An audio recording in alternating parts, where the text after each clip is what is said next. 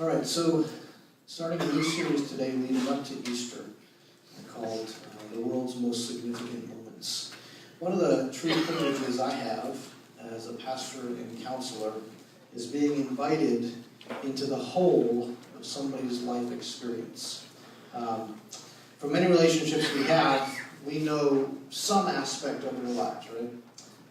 We know they have a passion for sports, we know they have 3 children, we know they were born and raised in Laconia, and we know they went to college at UNH.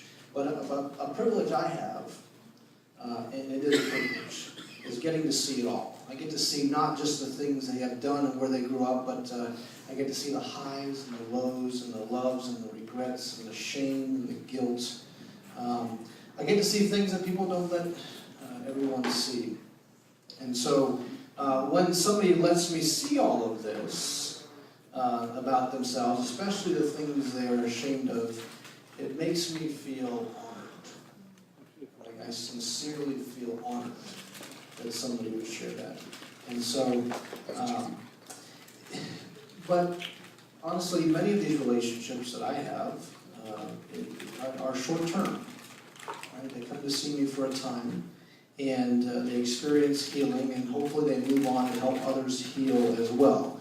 And because they're short-term, oftentimes, at least in a counseling situation, my goal is to try to get the complete picture of their life as quickly as possible. And so one thing I'll commonly do in order to do this is have them do what's called a personal life timeline. And so I have them take an 8x11, this is homework. Have them take an 8x11 sheet of paper, and on the left side of the paper they'll write the word birth, and on the right side of the paper they'll write the word now, and they'll draw a line in between there. And what I'll have them do is I'll have them make certain slashes along this line. On the top of the line, they write the most significant positive moments of their lives, which if they hadn't happened, would make them a different person today. And then on the bottom of that line, they write the most significant negative moments that happened, that if they hadn't happened, would make them a different person than today. And so they usually list things like, on the bottom, parents divorced, sexually abused by an uncle at the age of 10, death of my son due to addiction, and witnessing dad beat mom and not being able to stop it. And so here's kind of an example of what that timeline might look like. So let me ask this, what would the world timeline look like that would include birth till now and the most significant positive and negative moments in between? Well, if I were going to make a brief world timeline, here's what I would do with it. Here's the, I would include creation, that's the birth. I would include the birth of Jesus on the top, that's the high point. I would include the trial of Jesus and the death of Jesus below the line. I would include the resurrection above the line, and then I would include the last above the line is our enlightenment. Okay? And so I believe that the most significant events of world history are these. Now there are other moments of world history which were significant for various reasons, but no events were more significant than these. Why? Because these are the events which, if they had not happened, would make life for everyone who has ever lived at any point on the world timeline very, very different. So, World War I and World War II were significant events in the world history, right? But they didn't affect everybody. The events we're going to talk about in this series have affected everyone for all time, even up till now. And so what I want to do, leading up to Easter, is discuss why the trial of Jesus, the death of Jesus, the resurrection of Jesus, and our enlightenment are the most significant moments of world history. And at a different point in the year, I'll talk about creation, and then, of course, on Christmas, we'll talk about the birth of Christ. But today, we're going to discuss the trial of Jesus. And so we'll call this the moment, most significant one, the moment of Jesus' trial. So 4 things I want us to consider in this passage today. Number 1, Jesus' trial, surrounded by the worst of human corruption, placed in the center of world time, felt in the depths of hell, and Jesus' trial a reason to believe. Right? So why is this event the most? So here we go. One thing that ought to shock us about the trial of Jesus that Maureen just read a part of is the corruption surrounding every hour of the trial. So I've identified 8 different corruptions that I think are at work in this trial. Corruption number 1, I don't have them on the screen, but here, corruption number 1, the criminalization of Jesus. The criminalization of Jesus. On the evening that Jesus took the Passover meal with his disciples and went to the Garden of Gethsemane to pray to his Father in sweat drops of blood, chapter 26:47, this is Matthew says, a large crowd armed with swords and clubs sent from the chief priests and elders and people came to arrest him. And in response to the crowd coming, in verse 55, Jesus says, have you come out with swords and clubs to arrest me as you would against a robber? Every day I used to sit in the temple teaching and you didn't seize me. So Jesus said, fellas, I didn't just rob a bank or shoot up a school. All right? Put your weapons down. Stop treating me like a criminal. And then Luke records that after Jesus said this, he said, but this is your hour when darkness reigns. But this is your hour when darkness reigns. So I think we need to see the significance of that statement. So when Jesus said, this is your hour when darkness reigns, he was not saying, this next 60 minutes is going to be really bad. Okay? He was not referring to an actual hour of time, and he was not simply speaking to this particular crowd of people. What Jesus was announcing to the world was, we have now entered into mankind's darkest hour. Okay? Jesus was saying, this is the hour of world history in which evil has its most far-reaching reign. Jesus himself tells us at the moment the darkness begins that we have just entered into the most significant negative moment of world history. It is more significant than the Holocaust.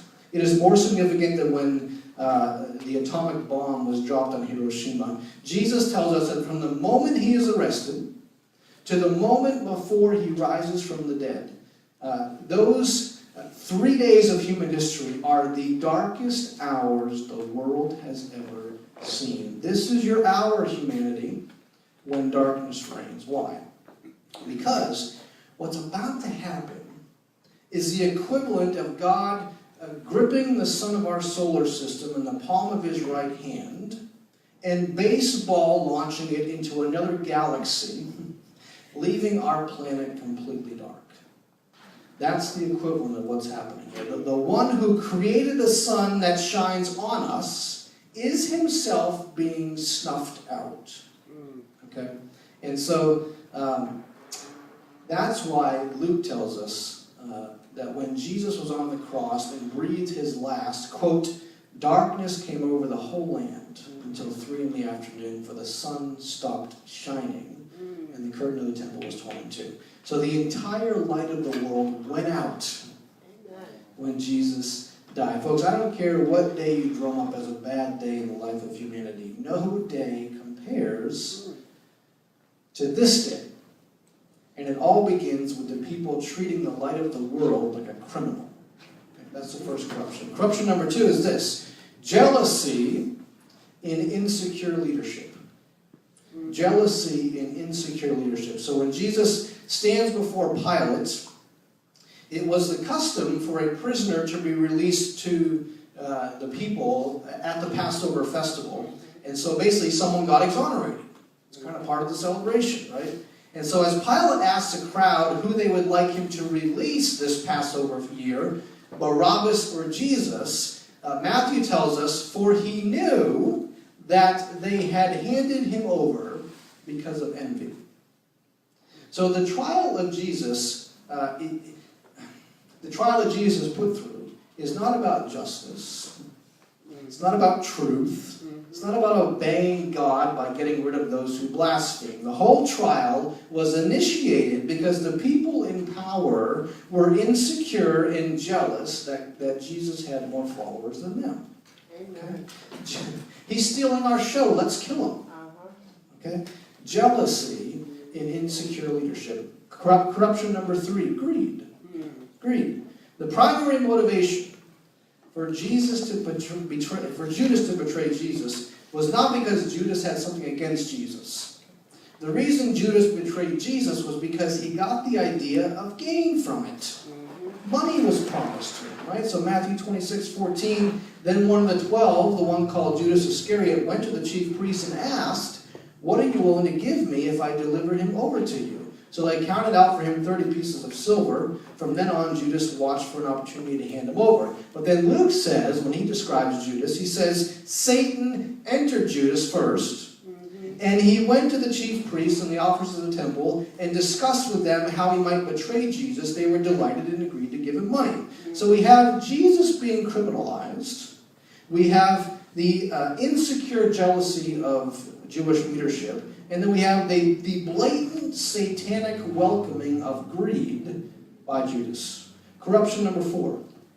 Cowardice and betrayal. Cowardice and betrayal. One of Jesus' closest disciples, the one who said to him, "To whom shall we go? You have the words of eternal life." Peter, he totally denied that he knew Jesus at all. Peter was ready to pull out the sword and fight for Jesus in one moment, but at the very next moment, he's not even willing to acknowledge that he knows him. Peter shows his cowardice and betrayal of a friend. In verse 75 of Matthew, says that he wept bitterly over what he saw himself. Corruption number 5 is love of darkness. Now, this is quite disturbing. Love of darkness. Ready? Matthew 27:19 and following. When Pilate was sitting on the judge's seat, his wife sent him a message. "Don't have anything to do with that innocent man, for I've suffered a great deal today in a dream because of him." But the chief priests and elders persuaded the crowd to ask for Barabbas and to have Jesus executed. "Which of the two do you want me to release?" asked the governor. "Barabbas?" "Barabbas," they answered. "What shall I do then with Jesus who's called the Messiah?" "Crucify him." "Why? What crime has he committed?" But they shouted out louder, "Crucify him!" When Pilate saw that he was getting nowhere, but that instead an uproar was starting, he took water and washed his hands in front of the crowd. I am innocent of this man's blood," he said. "It's your responsibility." And the people answered, "His blood is on us and on our children." Then he released Barabbas to them, but he had Jesus flogged and handed him over to be crucified. I want you to notice the venom dripping from their mouths here. Okay? Crucify him, crucify him. Why? What's he guilty of? Nothing, but crucify him anyway. Have mercy. What? Right? The crowd is breathing venomous hatred, and it says the chief priests and elders are standing behind them, whispering hate-filled rhetoric to fuel them. Okay? You see, not only did Judas welcome Satan into his heart to do what he did, this crowd welcomed Satan into their hearts to do what they did. They have no reason to crucify Jesus and no reason not to crucify Barabbas, but that's what they did. Why? Why? Well, in his Confessions, St. Augustine, that 4th century church father, he said something very helpful here. He said that he did evil in his younger days because of a contempt for well-doing and a strong impulse to iniquity. So here's what he said. He said, "Theft is punished by law, O Lord, and by the law written in men's hearts, which not even ingrained wickedness can erase. For what thief will tolerate another thief stealing from him? Even a rich thief will not tolerate a poor thief who is driven to theft by want. Yet I," he's talking to himself, "yet I had a desire to commit robbery and did so, compelled to it, neither by hunger nor poverty, but through a contempt for well-doing and a strong impulse to iniquity." And then he tells us how he did it. Ready? He says, "There was a pear tree close to our own vineyard. heavily laden with fruit, which was not tempting either for its color or its flavor.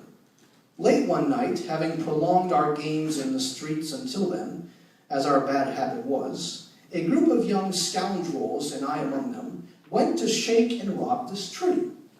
We carried off a huge load of pears, not to eat ourselves, but to dump out to the hogs, after barely tasting some of them ourselves. Doing this pleased us all the more because it was forbidden. Such was my heart, O God, such was my heart, which thou didst pity, even in that bottomless pit. Behold now, let my heart confess to thee what it was seeking there when I was being gratuitously wanton, having no inducement to evil, but the evil itself. He said it was foul, and I loved it. I loved my own undoing. I loved my error, not that for which I erred. There was not for the pears, but for the error itself. A depraved soul, falling away from security in thee to destruction in itself, seeking nothing from the shameful deed but shame itself. Augustine said, what's wrong with my heart? That I would steal all of those pears, not because I had need of them, not because I knew someone else needed them, not because I was mad at the owner, not because I was hungry. I stole all of those pears for the simple pleasure of stealing. Wow. Right? Folks, the dripping venom of these people's mouths had no other agenda outside of the jealousy of the elders, whispering to them behind. The dripping venom had no other agenda but a love for dripping venom. I mean, what's wrong with the human heart that we take pleasure in doing evil, not because it always does something for us, but for the simple fact that it's wrong? Okay?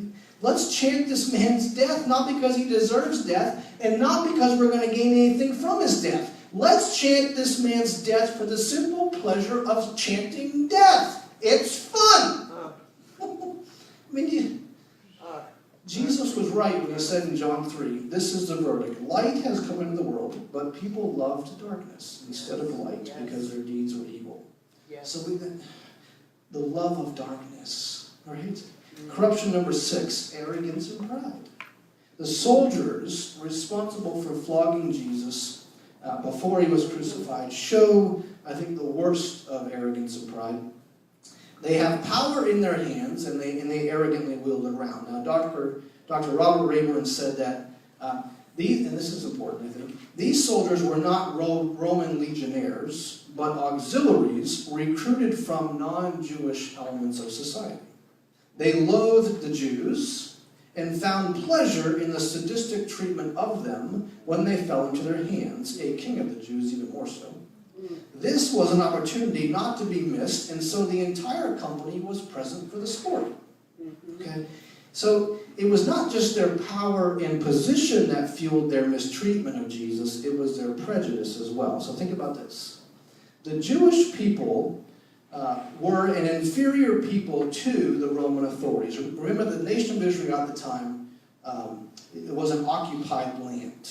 And so it was probably true that these Roman legionnaires felt justified in mistreating any captured non-Roman people, but the Jewish people even more so because of their distinct identity and unbendingness in becoming like the Romans. So consider that the Israelite people they would have served as the Roman conscience of the day. So other captured peoples would never tell the Romans that what they were doing was wrong. But we have people like John the Baptist who tells a Roman official that what he is doing with his personal life is sinful. Remember that, Matthew 14, it says, Now Herod had arrested John and bound him and put him in prison because of Herodias, his brother Philip's wife, for John had been saying to him, it's not lawful for you to have her. The Romans, folks, had no reason to be overly oppressive to non-Jewish people because non-Jewish people would never have questioned the Roman ways. But the Jews stood upon a moral law established by God, and they believed that it applied to everyone, everywhere. Now, they wouldn't have enforced the festivals on Gentile people, But they believe that all of humanity, like we do, Yeah. because they're made in the image of God, were intended by God to live in certain ways and not live in other ways, right? Amen. And so, but if you were not Jewish, you didn't have a reason to believe this. Now, you may not have agreed with the Roman ways. You may never have said, like John the Baptist, that what the Romans were doing was wrong. Okay? But if you were not Jewish, you couldn't say that it was wrong. So the same is true today. Think about it. If God does not exist, or if he does exist but you believe he's not discoverable in any way, then you can disagree with the way someone else lives. You cannot like the way they live. You can even say that you will never live that way yourself. But if you do not believe in a discoverable God who has a definitive moral law, you can never say that what someone else chooses to do with their life is wrong. You can't. Okay? Because ultimately you must answer the question, says who, and you won't be able to answer it. Okay? No one else under Roman rule would ever have stood up to Rome's injustices because no other people could ever respond to the question, says who? Okay? But the Jews could. Therefore, when Jesus was in the soldiers' occupation, they would have relished this opportunity. It was an opportunity for them to silence the Jewish conscience and almost tell the Jews, what's wrong with it now, huh? So, arrogance and pride, fueled with prejudice. Corruption number 7, dereliction of duty. Dereliction of duty. Matthew 27:24 says, when Pilate saw that he could not prevail at all, but rather that a tumult was rising, he took water and washed his hands before the multitude, saying, I'm innocent of the blood of this person, and you see to it.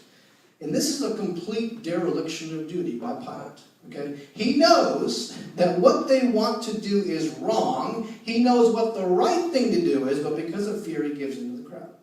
That's right. So Jesus couldn't even rely on the Roman system of justice to defend him in this case, right? And the last corruption we see is what we'll call a generational depravity. Generational depravity. In Luke's account, Jesus is he's carrying his own cross to Calvary, and women come to him along this trek up to Calvary. They come to him mourning and lamenting. And Jesus says to them in Luke 23:28, daughters of Jerusalem, do not weep for me, but weep for yourselves and for your children. For indeed the days are coming in which they will say, blessed are the barren wombs that never bore, and breasts which never nursed. Then they will begin to say to the mountains, fall on us, and to the hills cover us. For if they do these things in the greenwood, what will be done in the dry? In evil time, Jesus told the women not to weep for him, but for themselves who are living in a time in which they do this in the greenwood. What Jesus is saying here, he's saying, ladies, don't weep for me. Because if these people are doing this evil right now, in broad daylight, what might they be doing behind closed doors that you have to stick around on earth to find out? Right? Jesus said, weep for the parents who will have children and wish they never had brought children into the world. Weep for the mothers who will wish they never nursed children, because now their children must grow up to witness grotesque evil so openly accepted. All of the evil that we've just talked about in this 12-hour period was done in broad daylight, out in the open, unashamedly. Jesus says, what do you think they're doing in secret? Right.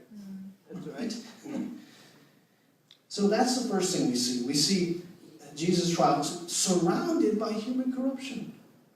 The second thing we see is that Jesus' trial is placed in the center of world time. This was not as long, but I think it's important. When I was in college, working for the campus security department, we would often have to call the fire department to one of the dorms because someone had pulled the fire alarm. And in all of the fire alarms that I responded to, only once was there an actual fire. Okay. But fire or not, what happened when the fire alarm was pulled was that the fire department came and they had to evacuate the entire dorm and personally check all 80 to 100 rooms and make sure that there was no fire in any room and everyone was out. And whenever a student pulled the fire alarm as a prank, the only one who was laughing was the prankster. Why? Because usually everyone else was woken up out of a dead sleep, because it was usually 3 in the morning. And they were told, winter or summer, that they must go stand outside until the fire department arrives and clears the building, which could be an hour. Right? And so if you were to ask the students standing outside because of a prank, if they were upset, you wouldn't even have to ask. Because you could tell that everyone was scanning the crowd to find some freshman to pin the blame it on so they could beat him up and go back to bed. Okay? But on the one fire drill, on the one fire alarm where there actually was a fire, that was actually the fire, that's the phone call I made, where it was actually a fire, I remember now. If you were to ask the students standing outside in the cold if they were upset, they would say no. Why? Because it was real.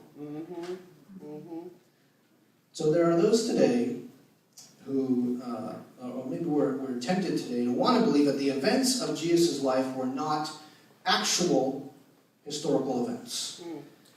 We like the idea of Jesus, right? We like many of his teachings. We like the idea of substitutionary sacrifice. We like the idea of resurrection. It makes for a good bedtime story to our kids, along with Mother Goose, right? But we do not believe it's a real historical event. We believe it's good literature, but we don't believe it's very good history. And folks, let me tell you, if the events of Jesus' trial are not good history, you should be as angry as a group of college students standing outside in their PJs at 3 in the morning. Why? Because it's not real. Someone pranked you. Okay? John Warwick Montgomery, in one of his books, defending the realness of Jesus' trial, he tells of a French scholar named Dr. Couchard, who declared, "I believe everything in the Apostles' Creed except the phrase, 'He suffered under Pontius Pilate.'" And Dr. Robert Rayburn will go on to explain that this 20th century Gnostic was not bothered by what he regarded as the true spiritual message of Christianity, only the claim that the Christian story was history in the ordinary sense of the term. That's what bothered him. And making the Lord's crucifixion the decision of a particular Roman proconsul, he recognized, turned a spiritual message into a historical event, a historical fact. So what difference does it make? So, what difference does it make if Jesus' trial actually happened? Isn't the important thing that the message of the cross gets communicated, not that it actually happened? Can't the message of the cross get communicated even if Jesus never actually died on the cross? Well, let me ask you, what difference does it make if the fire alarm is real? That's right.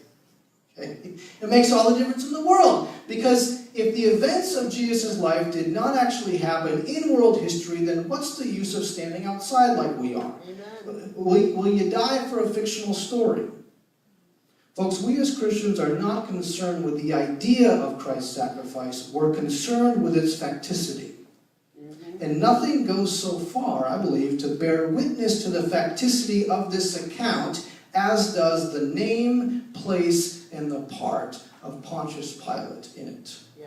The trial happens in a Roman court, not in a back alley with a mob of Jews, and for this reason it can be legally documented in the annals of history like every other court proceeding. That's right. This is significant, because what we'll talk about when we get to the actual resurrection of Christ is that if the resurrection of Christ did not actually happen in real history, then our faith is vain. Yep. If all we have when we get to the resurrection is a warm and fuzzy fictional bedtime story that did not actually happen, then that means that at the end of your life, you will be left out in the rain in your PJs with a lot of other people, because you will come to discover that this life after death thing was just a prank, and you'll be looking for some freshman to beat up. Okay. So we see, number one, that Jesus' trial was surrounded by human corruption. It was placed in the center of world time. It's not a prank. Okay. Roman court. It happened. The third thing we see is Jesus' trial felt in the depths of hell. It was felt so in Matthew 24, verse 45, we have this very famous statement. It is Matthew 27, not 26.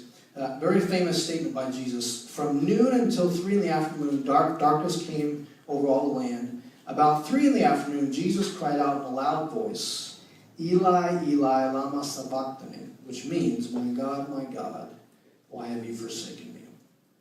So what was happening to make Jesus say this? Well, consider this.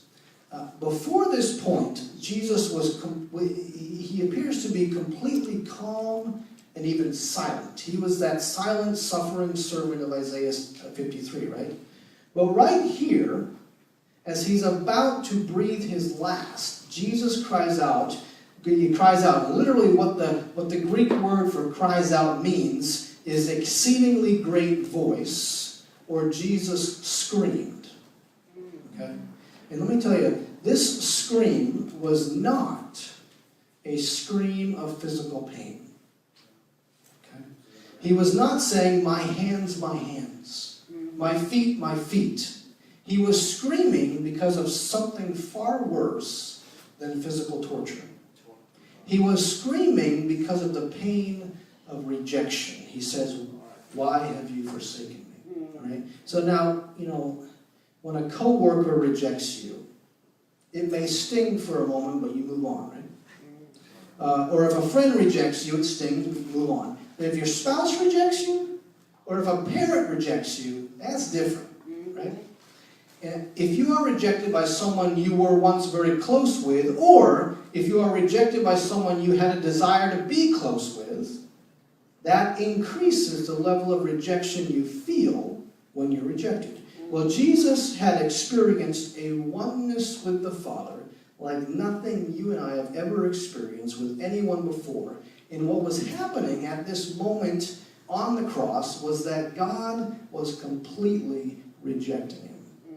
Jesus was, at this moment, being cast into the depths of hell and was aware of it. So Jesus was experiencing at that moment what the land experienced at that moment too. The sun stopped shining and darkness came over the land. And this, I believe, is emblematic of what was happening to Jesus at that moment. Folks, we know that those who die outside of Christ are also cast into the depth of hell. They get eternally removed from the presence of God into utter darkness, but they don't feel the pain of it until after they die, right? Mm-hmm. But Jesus felt the full weight of God's rejection while still alive on the cross, because at that moment, God placed on Jesus every sin ever committed by mankind and rejected him for it. And when this happened, when this complete and utter rejection happened, verse 50 tells us, Jesus cried out again with a loud voice and yielded up his spirit. That's what killed Jesus. The thieves lasted longer than Jesus on the cross. They were alive longer. But Jesus could have lasted longer, so why did he not? Because when he realized that he was utterly rejected from his Father, it killed him. The cross did not suddenly begin to hurt when Jesus cried out. He'd been on the cross for 3 hours. Jesus cried out at this point because at that moment, an infinitely greater torture began. At this very moment, the worst pain ever felt by anyone, Jesus began to feel. No one had ever been so one with God as Jesus was, and therefore, when the sins of the world were placed on Jesus, no one ever felt the level of rejection Jesus felt either.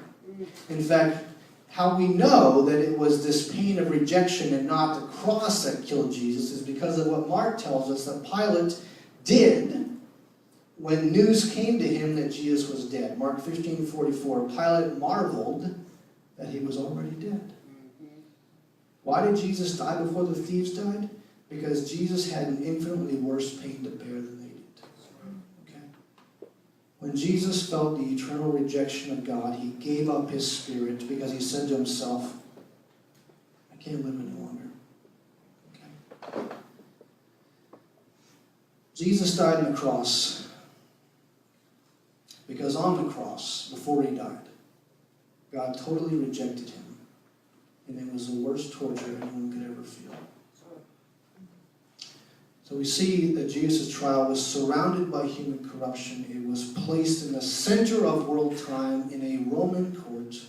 It was felt in the depths of hell. And then lastly, it gives us reason to believe. A reason to believe. You know why Jesus' trial is one of the most significant moments of world history? Because of what it means for every human life on earth if it's true.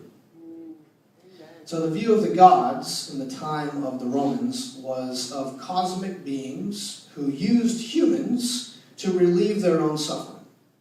So human beings were seen as doing the grunt work on earth that the gods didn't want to do themselves. You read Greek mythology and that's what you discover. So what Jesus' suffering ultimately points to, folks, that would flip upside down the ancient Near East and every nation afterwards, was of a God, not who used humans to relieve his suffering, but of a God who comes to earth to suffer so that mankind could be relieved. Amen. Thank you. And if you think that all of the suffering you see around you in this world is a reason to disbelieve in God, I've got news for you. If you're talking about the gods of the ancient Near East, or the God of Buddhism, or Confucianism, or any other world religion, then yes, I agree with you. Suffering is a reason to reject them. They stand aloof, they do nothing, they make us suffer. But the suffering you see in the world is not a reason to reject the God of the Bible. In fact, the suffering you see in the world is a significant reason why you should believe in the God of the Bible. Amen. It's a reason for it. What the trial, death, and resurrection of Jesus Christ tells us is that the God of the universe, rather than standing aloof from suffering, himself comes down to suffer for us. The perfect man from heaven, Jesus Christ, comes down out of heaven, not to finally make people suffer for all their wrongdoings, as we hope he would, not to lash out in anger for all the bad they've done, but to take upon himself all the bad they had done and suffer for them. The God of the Bible, folks, is not a God who remains remote while his minions suffer. The God of the Bible is the one who intentionally comes down to suffer so that one day we don't have to. Thank you, Lord. Thank you. And if this is not true, then there is no point to suffering and no hopeful end of it. Mm-hmm. Okay? But if it is true, it is one of the top 3 most significant moments in world history. God took upon himself the suffering of the world, and when Jesus rises from the dead, he shows us that he will one day eliminate suffering from the world as well. Hallelujah. And so let me ask you this morning, what will you do with this? Because you can't do nothing with it. You have to do something with it. Would you come? And would you surrender your life to the one who surrendered heaven for you? Would you come? What's your next step? Maybe you've doubted these scriptures. Maybe you have seen the suffering in the world that has pushed you away from God. And maybe you need to repent of that. Maybe you haven't actually made that faith commitment where you say, I believe in Jesus Christ, and I believe that every ounce of that blood that's spilled on the cross, I need it. Amen. Amen. They need to be baptized. Where are you at? What's next? And then let me bring us back to our 40-day challenge as a congregation. A challenge for every day leading up to Easter on April 21st. Are you praying for the veil of the individuals you know to be lifted? Are you asking God to send you to one lost sheep every day to share the love of Christ with? Are you pleading for your neighbors in Laconia? Are you asking God to awaken them to the momentousness of Jesus Christ? Are you asking God to rescue specific souls that you know? Do you pray for them by name, and then do you look for opportunities to serve them? Are you pleading in prayer for their souls? Let me tell you a quick story about a way to do this that Sharon and I and Carl heard yesterday. Stories of a Christian neighbor who lived by a non-Christian neighbor.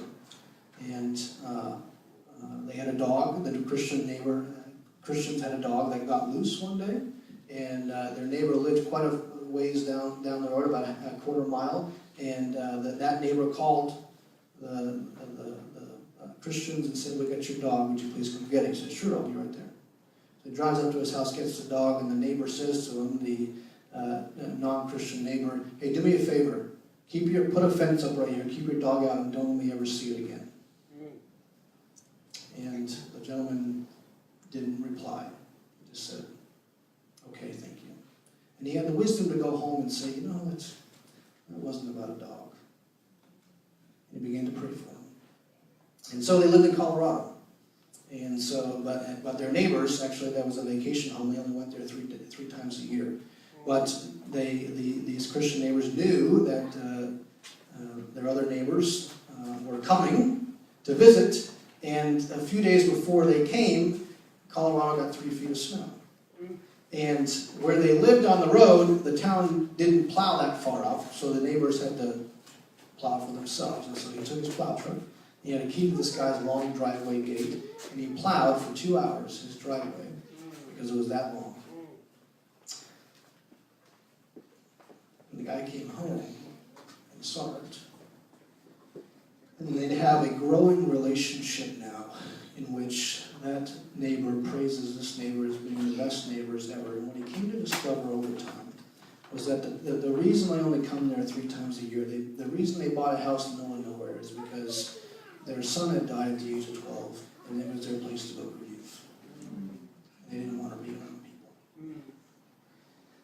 Do you pray for people and then serve them, trusting that God can use that to draw them near?